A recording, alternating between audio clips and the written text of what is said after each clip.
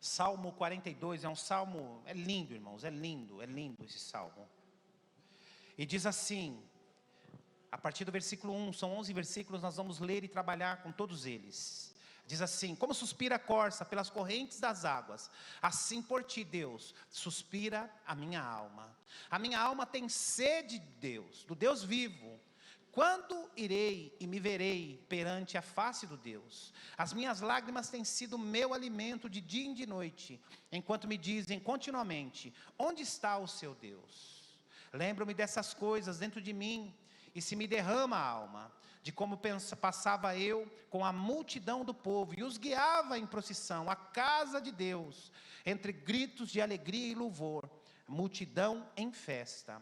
Por que está abatidas, ó minha alma? Por que perturbas dentro de mim? Espere em Deus, pois ainda assim o louvarei. A Ele o meu auxílio, e Deus meu. Sinto-me abatida dentro de mim a minha alma, e lembro-me, portanto, de ti nas terras do Jordão, e no monte Hermão, e no outeiro de Mizar. Um abismo chama outro abismo, ao fragor das tuas catatupas. Todas as tuas ondas e vagas passarão sobre mim. Contudo, ó Senhor, durante o dia me concede a sua misericórdia, e à noite comigo está o seu cântico, uma oração ao Deus da minha vida. Digo a Deus, a minha rocha: porque se esquecesses de mim? Porque hei de andar em lamento e sob opressão dos meus inimigos, esmigalham-se os meus ossos, quando os meus adversários me insultam dizendo: onde está o seu Deus? Porque está batida, ó minha alma, porque perturba-se dentro de mim. Espere em Deus, pois ainda o louvarei, a Ele, meu auxílio, Deus meu. Pai querido, esta é a tua palavra, Senhor. Fala mais uma vez conosco de maneira especial. Revela a tua palavra para nós nesta manhã, Senhor. Pai, nós te agradecemos, porque somos privilegiados de aos domingos podemos nos reunir para louvar o teu santo nome, para ouvir a tua palavra. Pai, que eu diminua e que tu cresças, que a minha boca seja a tua boca nessa manhã. Faz mais uma vez, Senhor, no santo nome de Jesus. Amém e amém. Irmãos, os Salmos é uma coleção de poesias hebraica, e é algo tão maravilhoso, e a Bíblia ela é completa, e a Bíblia ela é dividida, principalmente o Velho Testamento, em alguns livros. Os livros históricos, irmãos, são aqueles livros que o homem, Deus falando, e o homem falando com Deus a respeito dos seus sucessos, a respeito dos seus fracassos, a respeito daquilo que ele está vivendo. Existem também os livros proféticos, e os livros proféticos são Deus falando com o homem, alertando e condenando os ímpios, e trazendo uma palavra de esperança para o futuro, para os santos de Deus. Agora, Salmo, irmãos, Salmo é diferente, porque Salmo são livros de poesia, mas é um livro de quebrantamento, é completamente diferente. Os livros históricos e os livros proféticos é Deus falando com o homem. Deus falando com o homem. Os históricos é Deus mostrando para o homem: olha, você errou aqui, você teve sucesso aqui, você caminhou bem aqui, você caminhou mal ali. Os livros proféticos é Deus alertando, condenando a ação dos ímpios e abençoando os santos, aqueles que buscam a santidade, e garantindo a eles um futuro melhor. Agora, o livro de Salmos, ele é um livro mais melancólico, ele é um livro mais íntimo, porque o livro de Salmos é o homem abrindo, rasgando o seu coração para com Deus. E aqui não é diferente, irmãos. Aqui o salmista, ele está rasgando o seu coração, ele está compartilhando ao Senhor todas as suas mazelas, todas as suas necessidades, todos os seus flagelos. E aqui a gente vê que, olhando para o salmo todo, fazendo uma análise do salmo todo, você vê que ele está completamente aqui perturbado, ele está angustiado, ele está passando por dias difíceis. Quantos de nós já não passaram por isso? Quantos de nós, ao ler esse Salmo 42, não se identificou com a situação em que o salmista está passando aqui? E aqui, irmãos, não é o salmo não especifica bem quem é o salmista, mas aqui a gente vê que é um homem de Deus, é um homem que serve a Deus, é um homem que está na casa de Deus, é um levita servindo ao Senhor, não é um qualquer. Aqui quem escreve esse salmo não é um sujeito que anda distante de Deus, um sujeito que tem uma vida ímpia, um sujeito que anda do jeito que quer, não, é um homem temente a Deus, é um homem que sempre caminhou com Deus, e principalmente, é um homem que quer se voltar novamente para Deus. E ele escreve aqui um salmo angustiante, dizendo: onde está o meu Deus? Por que está abatida a minha alma? Por que eu estou sofrendo tanto? Os meus ossos estão doendo. E ele vai relatando aqui, versículo após versículo, toda a sua dificuldade, todos os seus fracassos. E sabe, irmãos, que nós aprendemos aqui, que tanto homens como mulheres de Deus, todos nós estamos sujeitos a viver momentos como esse. Talvez, provavelmente, eu ou você, se a gente visse aqui na rede social, no Instagram, no Facebook, no Twitter, em qualquer lugar, alguém escrevendo um salmo desse, relatando a sua vida, porque isso aqui é um relato. Se fosse nos dias de hoje, o salmista colocaria isso aqui no Facebook, no Instagram, em qualquer lugar, em qualquer rede social, ou mandaria um e-mail para os seus inimigos. Talvez a minha e a sua reação como homem e mulher de Deus seria a seguinte: você está se expondo demais. Você está falando demais. Como é que você escreve essas coisas para que todo mundo possa ver? Não faça isso não. Você é um adorador, você é um crente, você é uma mulher de Deus, você é um líder, você é um diácono, você é um crente fiel. Como que você rasga a sua vida, expõe a sua vida dessa maneira? Talvez outros diriam: você não está bem, você não está bem. Você precisa procurar o seu pastor, você precisa procurar o seu líder, você precisa procurar uma terapia. Você não está bem, você não está legal. Olha as coisas que você está dizendo, olha as coisas que você está escrevendo. Você precisa se cuidar, você não está bem da cabeça. Ou talvez, uma terceira pessoa diria: estas coisas aí são coisas diabólicas. Sabe, isso é o demônio, são coisas espirituais, você está perturbado, a gente precisa fazer uma sessão de descarrego, você precisa de uma oração forte, você precisa fazer uma campanha de 7 dias, ou então, alguém mais pragmático diria: você está estressado, é muito trabalho, é muita responsabilidade lá na sua família, é muita responsabilidade lá na sua casa.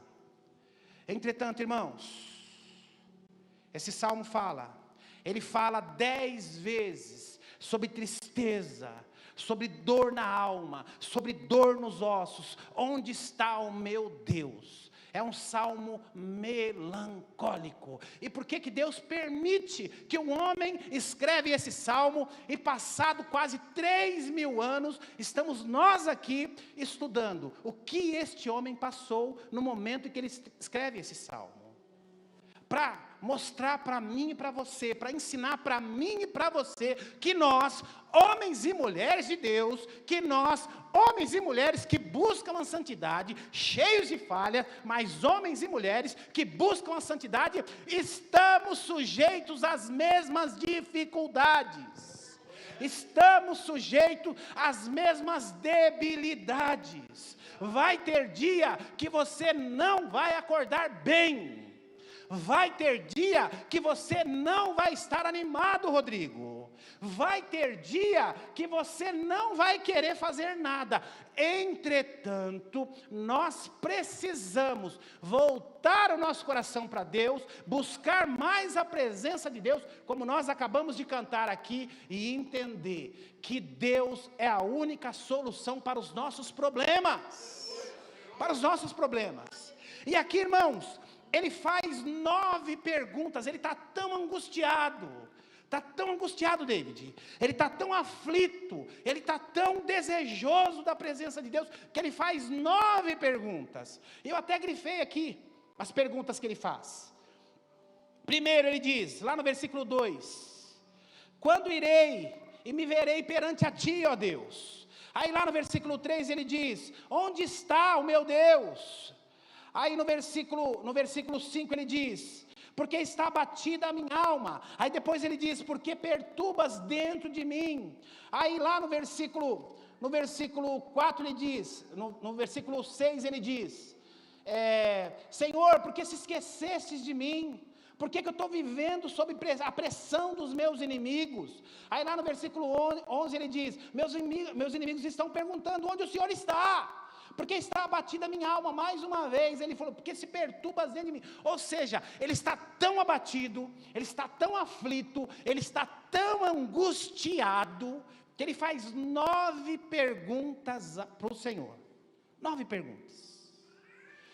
E sabe, irmãos, e por que esse homem está passando por isso? Qual que é a dificuldade dele? Por que ele está sofrendo tanto? E à medida que você vai lendo o Salmo, você vai entender qual é a maior angústia dele, e que talvez seja a minha e a sua angústia. Ele está dizendo aqui, que ele está angustiado, que os inimigos dele perguntam, por causa desta angústia. Ele fala dos inimigos, ele está cercado. E ele diz: os meus inimigos, Senhor, estão perguntando onde o Senhor está, estão perguntando se o Senhor me abandonou. Talvez, irmãos, todos nós já tivemos esse sentimento.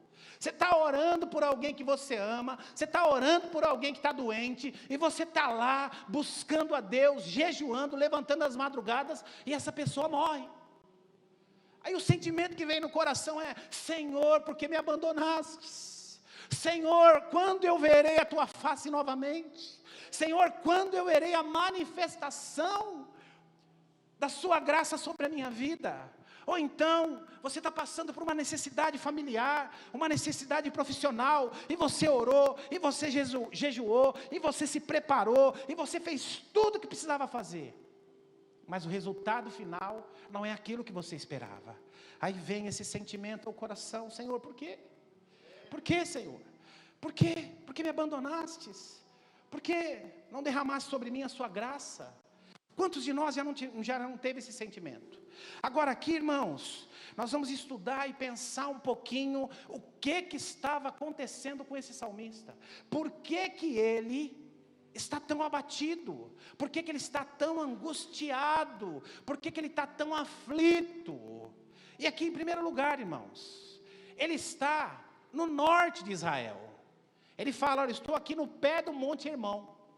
E o templo, e a gente vê aqui que ele era um cara adorador, ele era um cara que servia no templo. E o templo fica lá no sul, lá na Judeia, lá em Jerusalém. E ele está distante do templo. A Bíblia não fala, a história não conta, nós não sabemos o porquê dele estar exilado. Nós não sabemos o porquê ele não pode mais participar do culto público. Nós não sabemos o porquê ele sai de Jerusalém, lá da Judéia, e vem para a região norte e está distante do templo. E essa distância, este afastamento da igreja, do templo, do culto público, começa a gerar dentro dele uma angústia. E aí ele começa a se sentir distante de Deus. Lembremos, irmãos, que nós estamos aqui no Velho Testamento. E no Velho Testamento a habitação de Deus era no templo. Hoje eu e você somos templos vivos do Senhor. O Senhor habita em nós. Se você é regenerado, se você que aceitou Cristo como Senhor e Salvador, se você é batizado, Cristo habita em você. Mas aqui nós estamos no Velho Testamento. Mas mesmo nos dias de hoje, irmãos, isso nos ensina o quão importante é estarmos reunidos publicamente, cultuando ao Senhor. E aqui, o desejo dele é estar na assembleia solene, o desejo dele é estar no culto, o desejo dele é buscar ao Senhor, mas ele não pode. Ele diz: olha, os meus inimigos me cercam, eu gostaria de estar, mas eu não posso, eu queria muito estar, mas eu não posso. Ou seja, ele está aflito, angustiado, porque ele gostaria de estar no culto, mas ele não pode estar.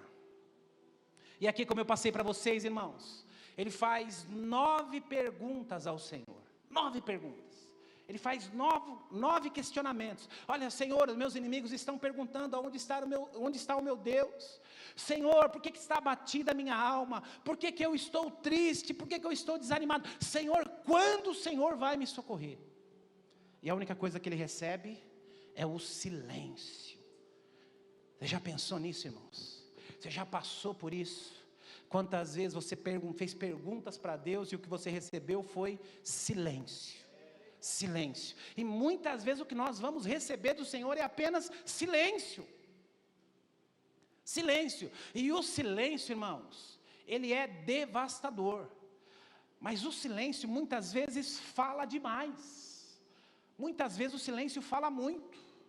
Talvez aqui alguns estejam vivendo dentro de uma casa, com o marido, com a esposa, dormindo na mesma cama, morando junto, mas a única coisa que um tem para o outro é silêncio.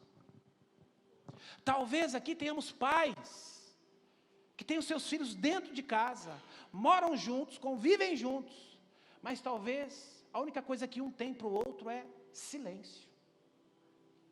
E o silêncio fala muito, E tudo que esse homem recebe, em todas as indagações que ele faz ao Senhor, em todas as perguntas que ele faz ao Senhor, é apenas o silêncio. O silêncio. Entretanto, o silêncio para ele fala muito. Olha o que diz no versículo 2, irmãos. Olha o que diz no versículo 2. A minha alma está com sede de Deus. Olha que coisa maravilhosa, ele está angustiado, e ele está dizendo, eu estou com sede, eu quero estar no templo, eu quero estar na casa de Deus, eu quero estar na assembleia solene. Ele quer estar, mas não pode estar. Ele tem o desejo de estar, mas não pode estar, ele está exilado. Agora, por que ele coloca aqui, a minha alma tem sede de Deus? Porque ele não está bebendo. Por que ele diz, a minha alma está sedenta da tua presença? Porque ele não está se alimentando. Olha o perigo, irmãos. É um homem de Deus, um homem que serve, um levita. Ele está sedento da presença do Senhor, ele está sedento, está com sede de Deus. Por quê? Porque ele quer congregar, ele quer estar no culto público, mas ele não pode estar, Ele está com sede, porque ele não está bebendo, ele está sedento com fome, porque ele não está comendo, não está se alimentando. Isso é um perigo, e ele reconhece isso, e esse é o primeiro passo. Ele reconhece que ele precisa dessas coisas, e isso está fazendo muito mal para ele. Ele diz, eu preciso voltar para Deus. Sabe, irmãos, a maior angústia de um pastor, não é quando você está passando necessidade financeira, não é quando você está passando por uma enfermidade, não é quando você está vivendo lutas no seu casamento, porque todas essas coisas, nós cremos num Deus vivo, que é capaz de fazer milagres. Eu e a Marisa já fomos visitar um casal que eles já tinham decidido. A família falou assim, pastor, não vai, já decidiram, já está tudo certo, já vai separar. Falei, não, nós vamos lá. E nós fomos lá. E o Senhor nos usou de uma maneira especial. E esse casal não se separou e está junto até hoje. Está tudo decidido, até com advogado contratado. Então, nós cremos num Deus todo-poderoso, que é capaz de fazer coisas impossíveis, em todas as áreas, na área da saúde, na área financeira. Então, a maior angústia de um pastor, irmão, não são essas necessidades que todos nós temos.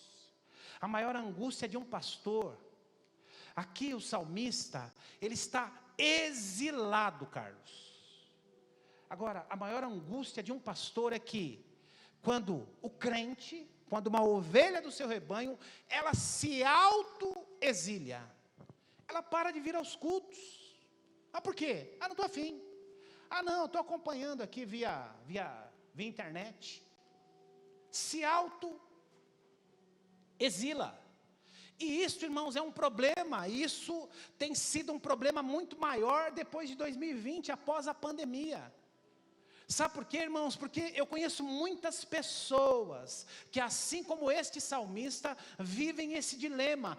Querem estar no culto, Flávio, querem participar da Assembleia Solene, querem participar do culto público, mas não podem porque estão impossibilitadas. Isso não é para vocês não, porque vocês estão aqui. Mas existe um monte de gente que se autoexilou, e isto é um perigo. Isto é um perigo. O salmista aqui está desesperado, querendo estar no culto, está desesperado, querendo estar na reunião pública, mas não pode, enquanto tem um monte de gente que pode e não quer. Mas olha como ele fica, quando ele está distante do culto solene. A minha alma tem sede de Deus, o Deus vivo. Quando irei e me verei perante a face. Ele está falando do culto lá em Jerusalém. Ele está falando de estar na presença dos outros irmãos. Ele está falando de poder tocar lá no culto. Ele está desesperado. Ele diz: olha, minha alma tem sede, eu estou sedento, eu preciso dessa presença. Sabe, irmãos, eu me lembro de quando, vocês sabem aqui a história muito bem, a grande maioria de vocês, que tem mais de 3, 4 anos com a gente aqui, que a minha sogra, ela faleceu de um câncer muito severo na coluna, né? E ela sofreu demais, uma santa mulher de Deus, irmãos, uma santa mulher de Deus. Eu falo para todo mundo que, com toda a honra que eu dei para minha mãe, mas a minha sogra foi para mim melhor do que a minha mãe, né? Minha sogra foi maravilhosa. E deixa eu parar aqui, senão eu me emociono.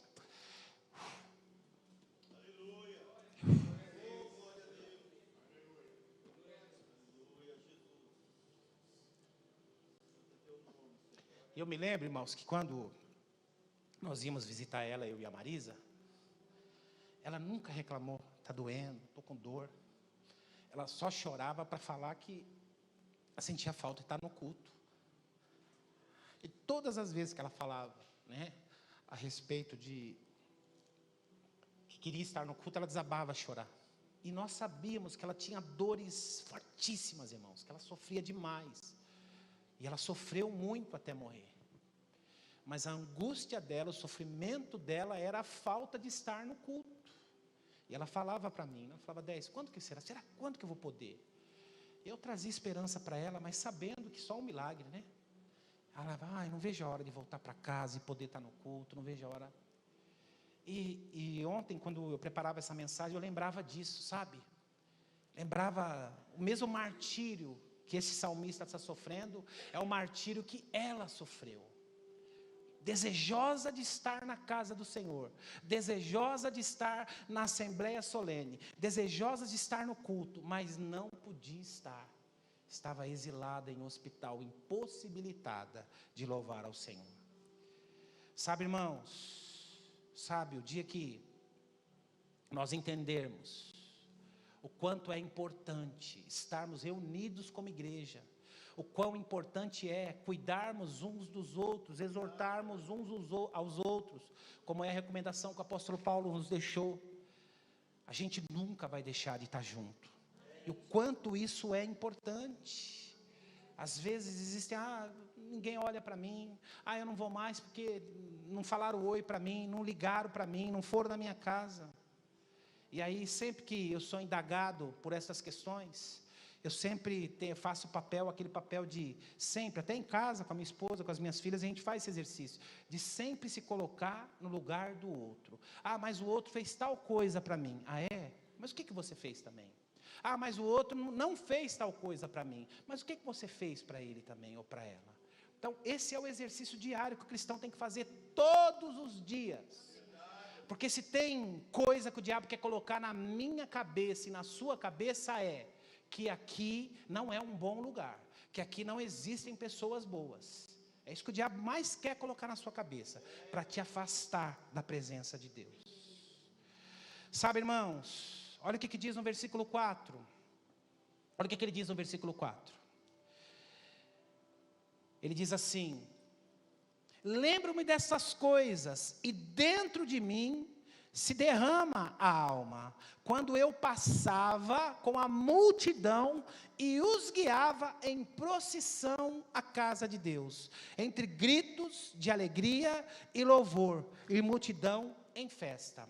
Nessa época, irmãos, as pessoas vinham de todas as regiões para louvar ao Senhor em Jerusalém.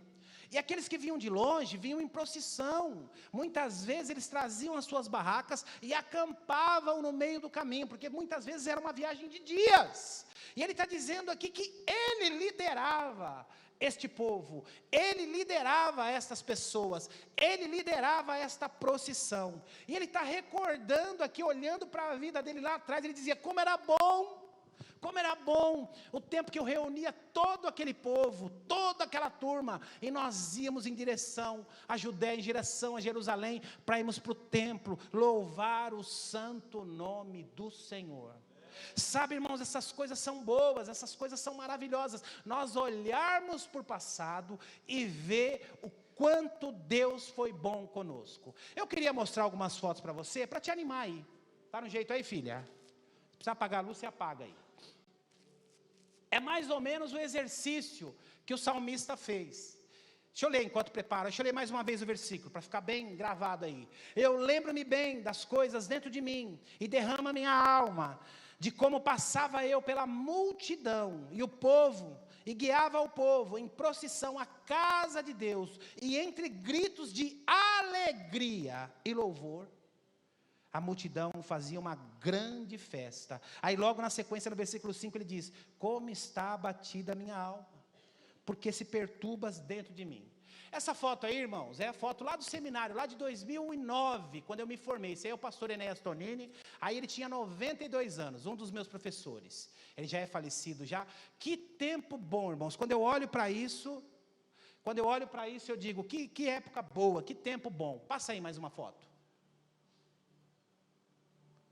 Aí, irmãos, é lá na rua Dunkerque. Aí foi a primeira foto que nós tiramos, quando nós colocamos a porta de vidro lá na Dunkerque. Cabia 120 cadeiras lá, bem apertadinha. Avançando. Aí, irmãos, é eu e a Daniele no Pacaembu 2014. Nesse dia o Santos foi campeão, em cima do Corinthians, da Copinha. O Gabigol jogava no Sub-20 do Santos, e o Maicon jogava no Corinthians. Esse dia foi maravilhoso. Nem o Pacaembu, Carlos, a gente tem mais. Olha aí, recordação, né? Avançando, pelo menos disponível, né? Aí, irmãos, olha que coisa linda aí. Tá vendo aquele loirinho ali atrás de mim? Escorado no meu ombro ali, ó. É a Daniele do meu lado, aquele loirinho ali é o Lucas, e aquela menininha sentada ali é a Rebeca. Você foi um sábado tão gostoso que nós passamos, era o encontro, o MAG, né, lá na Estância Árvore da Vida, e nós passamos um dia tão gostoso lá, né, as duas famílias, foi muito bom. Avançando. Aí, irmãos, foi o dia que nós colocamos a instalação ao carro do instalador, carro vermelho ali. Foi o dia que nós instalamos a primeira placa da nossa comunidade, porque nós ficamos um tempão sem ter placa, porque não tinha dinheiro para fazer. E aí, depois de uns meses que nós estávamos aí, nós fizemos a placa aí bonita, Comunidade da Graça. Só tínhamos ali a pintura na porta, que quem fez para nós, né, de maneira gentil, de graça, foi o irmão do Léo, né? Cadê o Léo? O Léo está aí também, né? Lembra? Né? O Leonardo que fez para a gente, né? Avançando. Aí, irmãos, um dos primeiros cultos de mulheres que nós tivemos lá na nossa outra comunidade. Ó, a pastora Marisa pregando ali de preto. Avançando. Aqui foi um dos primeiros, acho que foi o primeiro batismo que nós fizemos fora da nossa igreja. Nós fizemos uma chácara ali em São Bernardo, acho que foi isso mesmo. Avançando. Aqui eu acho que foi o nosso primeiro encontro de casais. Foi o nosso primeiro encontro de casais, o nosso primeiro Casados e Felizes.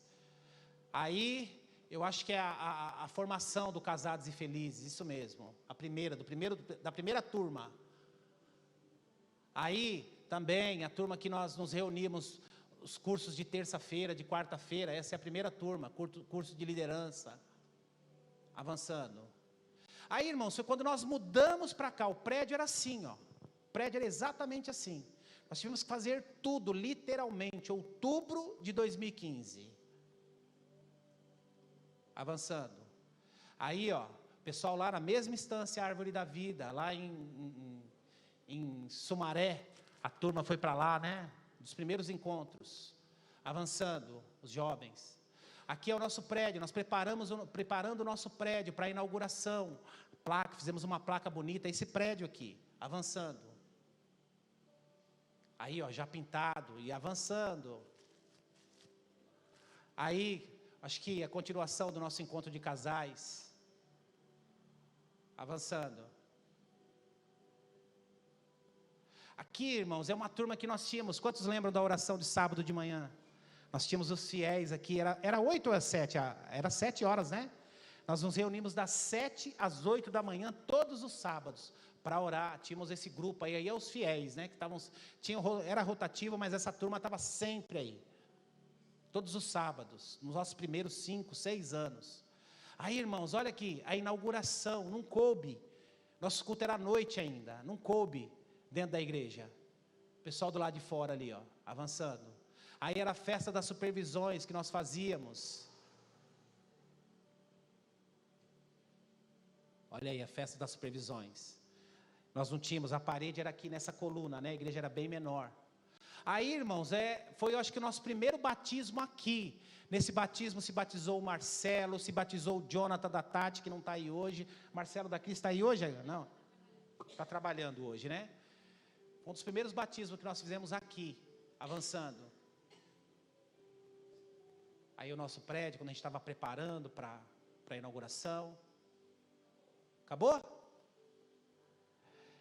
Então, irmãos, e por que eu mostrei essas coisas para vocês? São tempos maravilhosos, são tempos que quando eu vejo essas fotos aí, enche o meu coração de alegria. Agora, qual que é a visão que eu preciso ter? A Bíblia diz que se os seus olhos são bons, tudo é bom. Agora, se os olhos não são bons, nada vai ser bom. Se eu ficar olhando para esta foto, se eu ficar olhando para estes momentos, se eu ficar olhando para esse tempo, e olhando tantas coisas boas, e querer ficar fazendo uma comparação, porque nesse tempo as pessoas eram desafiadas, porque nesse tempo nós fazíamos treinamento de líderes, metade da igreja vinha, Flávio, mas nesse tempo quando nós fazíamos reunião de mulheres, todas as mulheres estavam aqui, mas nesse tempo os jovens eram mais engajados, mas nesse tempo isso... Irmãos, nós vamos cair numa depressão. E o que esse salmo nos ensina? O seguinte, que nós precisamos olhar para frente, olhar adiante, aquilo que Deus tem nos preparado. E aquilo que Deus tem preparado para cada um de nós é muito melhor. É muito melhor. O Salmo é exatamente isso.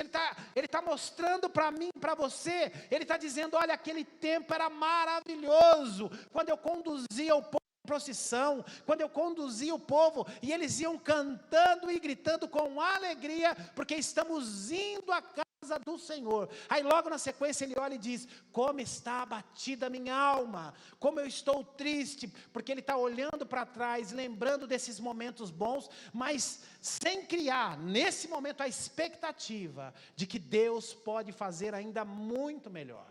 Então, ele está nesse martírio, nesse sofrimento, olhando para as coisas, olhando para a sua própria vida e começando a se questionar.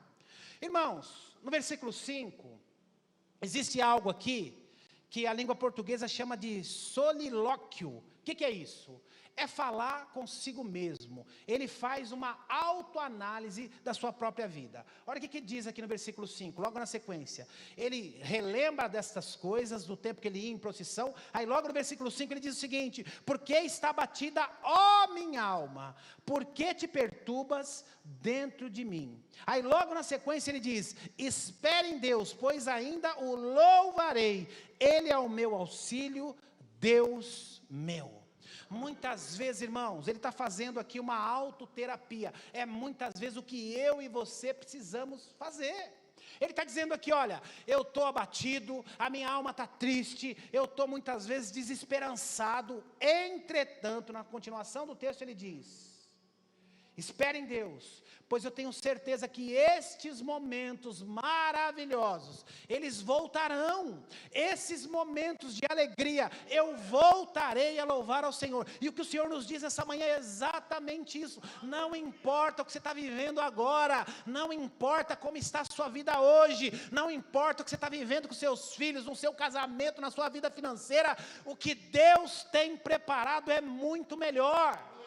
É muito melhor. E ele está se questionando aqui, falando consigo mesmo: por que está abatida a minha alma? Se Deus está prometendo fazer muito melhor, fazer muito mais. Então ele está dizendo para ele mesmo: eu preciso me levantar, eu preciso reagir, eu preciso me colocar diante de Deus e crer que todas as coisas que ele prometeu, ele vai cumprir.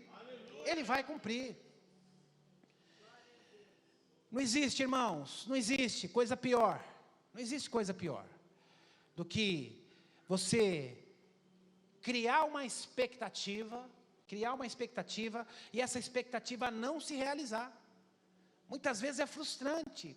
Talvez ele tenha criado expectativas aqui no seu coração, e essas expectativas não estavam se realizando. Mas a partir do momento que ele se volta para Deus, e ele entende que a resposta de toda a sua mazela, de toda a sua tristeza, de todo o seu abatimento, que a resposta viria de Deus, ele começa a consolar a si mesmo. E ele diz: espere em Deus, espere em Deus. E o que eu digo para você nessa manhã é exatamente isso: espera em Deus, espere em Deus, esperem em Deus, que vai passar, que vai passar. Olha o que diz o versículo 6, versículo 6 diz assim: sinto abatida dentro de mim a minha alma, e lembro-me porquanto de ti nas terras do Jordão, e no monte Hermão, e no outeiro de Mizar, né? Ele está dizendo aqui, aí no versículo 7 diz assim: um abismo chama outro abismo, ao fragor das tuas catatupas, todas as tuas ondas e vegas passaram sobre mim. O que ele está dizendo aqui, para a gente entender o contexto, irmãos? As águas do Rio Jordão, hoje o Rio Jordão é um rio muito pequeno, mas naquela época, o Rio Jordão era um rio muito grande, um rio muito potente. E ele não era só alimentado pelas suas nascentes, mas ele também era alimentado o Monte Hermon é um monte muito alto. E no topo desse monte há muita neve. Existem até hoje pessoas que esquiam lá. E o que acontecia nessa época? Quando vinha as temperaturas um pouco mais quentes, o degelo desse monte descia até o Rio Jordão, e havia algumas inundações. Então ele está olhando para o quadro aqui, porque ele está lá perto do Monte Hermon, ele está lá no norte de Israel. Ele está olhando para esse quadro aqui, está dizendo exatamente isso: um abismo chama outro abismo, ao fragor das suas catatupas, todas as tuas ondas e vagas passaram sobre mim. Ele está dizendo: olha, tudo isso aqui vai se inundar e vai acabar comigo. Tal era o grau de depressão que ele estava, o grau de tristeza que ele estava. Agora, eu queria tocar em alguma coisa aqui, que ele fala, só para o início do texto, e muitas vezes esse texto é usado de uma maneira muito, muito rasa, né? Mas o que ele fala aqui tem muito a ver, irmãos, quando ele diz: um abismo chama um outro abismo. O que começa? Ele era um homem de Deus, ele era um líder no meio do seu povo, ele conduzia os irmãos na procissão até o templo, ele tocava no templo, ele trabalhava no templo, e agora aqui ele está numa profunda depressão, numa profunda tristeza, com a alma amargurada, porque ele está distante de todas estas coisas. E aí ele diz aqui: um abismo chama outro abismo. Nós como cristãos, nós como homens e mulheres de Deus, precisamos tomar muito cuidado com estas coisas, irmãos. Porque literalmente, na prática, na vida do crente, um abismo chama outro abismo. Você para de vir ao culto, aí para de orar, aí para de ler a Bíblia, aí quando vê, já está com a vida toda estrupiada, porque é exatamente assim, é de maneira sutil, que muitas vezes o diabo entra na vida, o diabo entra na casa, o diabo entra na família, o diabo entra no casamento. porque um abismo vai chamando um outro abismo. É como aquele sujeito que não pode ver a bebida alcoólica, ele é um alcoólatra que já está muito tempo sem beber, aí ele vai no lugar e fala, não, vou tomar só um copinho de cerveja, e aí a gente sabe no que dá. A gente sabe no que vira, um abismo chama, o copinho chama o segundo chama o terceiro, quando vê, o cara voltou para aquela desgraça novamente. Então, ele está fazendo esse alerta aqui, um abismo chama outro, mas começou quando? Quando eu me afastei da presença de Deus, quando eu me afastei, quando eu saí do sul, quando eu saí de Jerusalém e vim para o norte, aqui ao pé do Monte Hermon, e estou distante de Deus, estou distante da cerimônia solene, estou distante do culto público. Então precisamos tomar muito cuidado com isso, muito cuidado. Agora olha que coisa interessante, irmãos.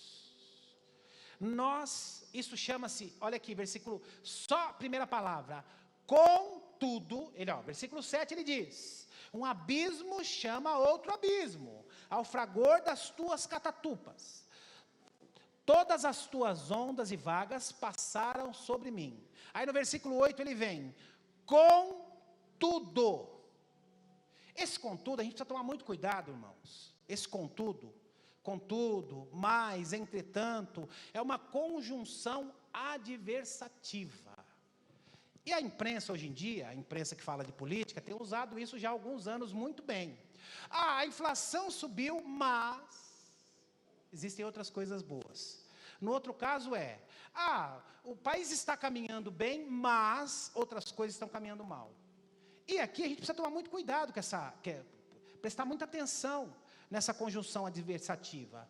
Aqui está dizendo o seguinte, contudo, o Senhor, durante o dia, me concede a sua misericórdia, e à noite comigo está o seu cântico, uma oração a Deus da minha vida. Aqui ele está despertando para o socorro divino, ele está olhando, ele está deixando toda aquela memória das fotos, como era bom naquele tempo, como era bom quando nós estávamos lá na Dunkerque, como era bom quando a minha célula era assim, quando era bom quando a célula era na casa do Oswaldo, como era bom quando o Flavinho era o líder, como era bom quando a Val não sei o quê, como era bom quando o pastor...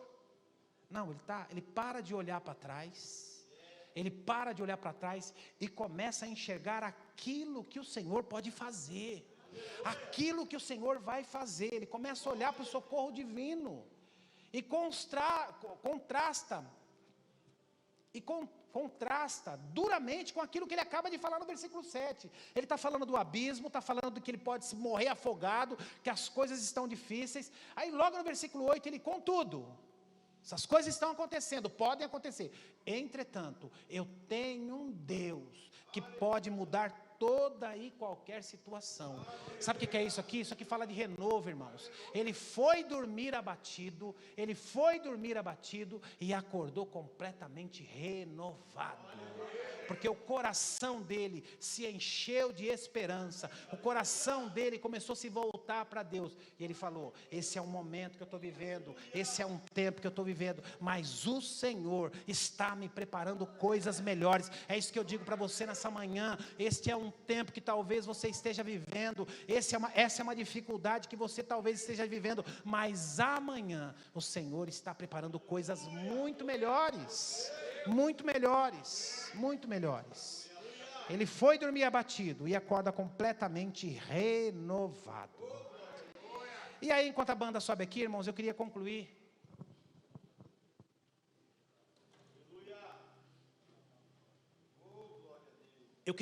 Aqui com o versículo 9, 10 e o versículo 11. Diz assim: digo a Deus, minha rocha, porque se esquecesses de mim, porque hei de andar em lamento sob a opressão dos meus inimigos. Aqui ele cita, irmãos, inimigos, adversários, provavelmente, a Bíblia não explica, mas provavelmente, ele estava exilado, ele estava preso, nós não sabemos o motivo, impossibilitado de cultuar ao Senhor, impossibilitado de ir até o templo em Jerusalém. Mas aí no versículo 10 ele diz: esmigalham-se os meus ossos, quando os meus adversários me insultam, além de o prenderem, além de o impossibilitarem de estar no culto, eles dizem para ele, aonde está o seu Deus? Cadê esse Deus aí que você diz que existe? Aí no versículo 11 ele termina: porque está abatida a minha alma, porque se perturbas dentro de mim. Aí ele continua e termina: espere em Deus, pois ainda o louvarei, a Ele o meu auxílio e Deus meu. Ele está dizendo: olha, eu estou vivendo todas estas coisas, eu estou passando por todas essas lutas, mas mesmo assim, eu creio que Deus vai fazer algo poderoso. Sabe, irmãos, esse salmo começa lá no primeiro versículo, com uma autoconfrontação. E ele termina no último versículo com uma alta confrontação também. Olha que coisa louca. Ele está se confrontando aqui o tempo todo. Porque está batida a minha alma. Por que meus ossos dói? Mas eu sei que eu tenho um Deus todo-poderoso, que amanhã Deus estará comigo. Mas por que eu estou triste? Por que essas coisas acontecem? Por que eu serei afogado? Mas eu sei que em Deus eu posso confiar. Ele se autoconfronta o tempo todo. E o porquê disso? Esse salmo começa e termina com uma autoconfortação. Sabe por quê, irmãos? Para mim e para você, homens e mulheres de Deus, a exortação de ontem serviu para ontem. A exortação de ontem serviu para ontem. A confrontação de ontem serviu para ontem.